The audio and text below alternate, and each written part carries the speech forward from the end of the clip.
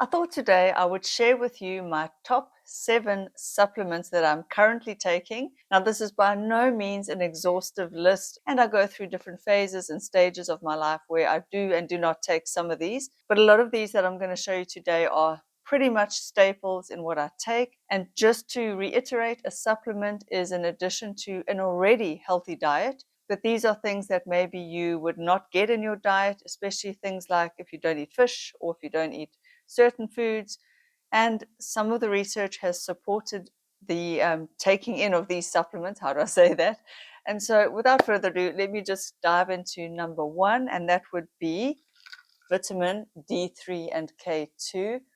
I always try and look for the one with the K2 because the K2 prevents the D3 from depositing calcium where you don't want it. I think that is the science behind that. But 1,000 IUs a day, I do test my vitamin D3, and it is on the lower end of the high range when I'm taking, so I know that I'm safe. It's not going in upper limits, but neither is it too low.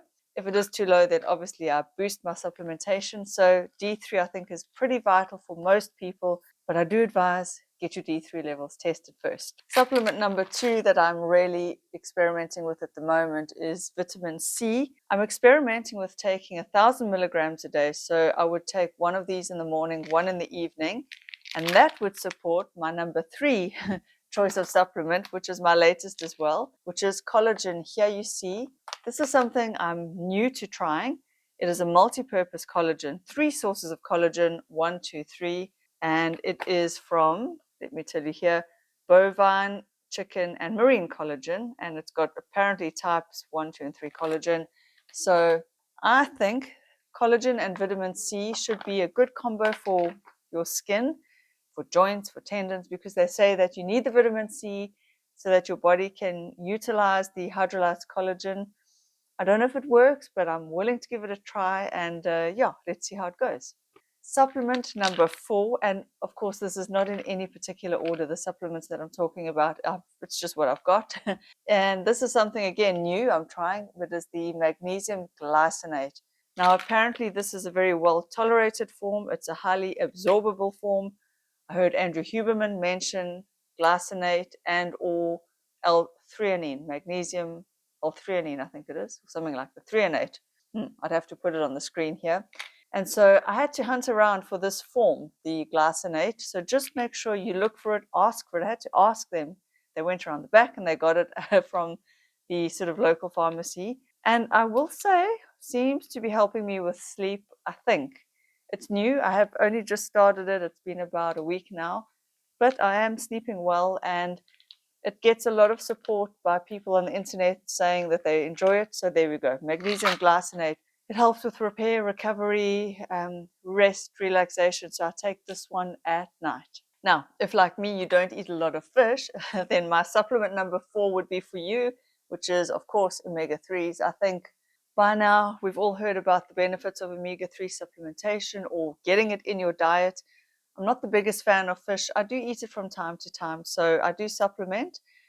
Just be wary if you are going in for any kind of surgery or operation. It can thin your blood, so speak to your doctor before, and maybe they need you to stop taking it. So I think also if you are on blood thinners, be careful. So just double check whenever you are supplementing with anything. Just double check with your healthcare provider, your practitioner, your doctor, that also that they are not interacting together in any sort of weird or wonderful way. But I would say that omega-3s are something good for almost everyone. I'm considering also trying the krill oil because, of course, there's the mercury worries. But yeah, omega-3 is something I'm doing. Now, these last two, what is this? We are number 6. This is 6, is creatine. So creatine is my number 6. I've spoken about creatine before on my channel. You know, I've done creatine on and off in the past. I was using it when I was competing in bikini contests as part of bodybuilding shows.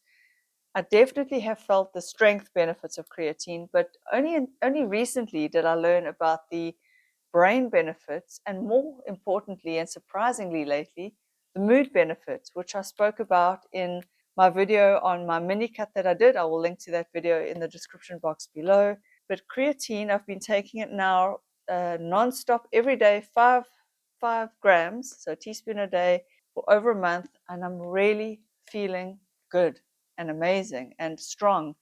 And I've got lust for life, and I think it is helping my mood as well. I mean, I can't say for sure.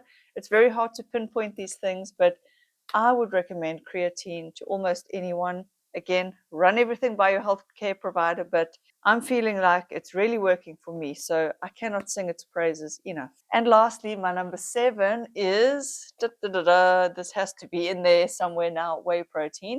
Doesn't have to be USN, it can be any form of whey protein or any form of protein supplementation if you're battling to get in your protein needs for the day. I like it because, eating chicken breasts and lean meats and steaks and fish can get a bit repetitive during the day.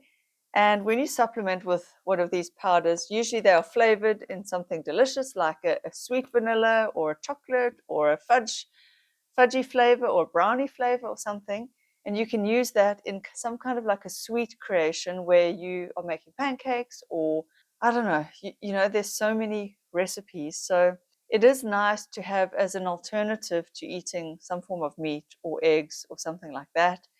And I find it does help me hit my protein goals for the day, especially if I'm nearing the end of the day, let's say, and I'm only on about 80 grams of protein or 90 grams. Just a scoop of this tops me up, and I've hit my protein goals. And it's so easy, especially when you're in a rush or you just don't know what else to eat or you've got nothing prepared.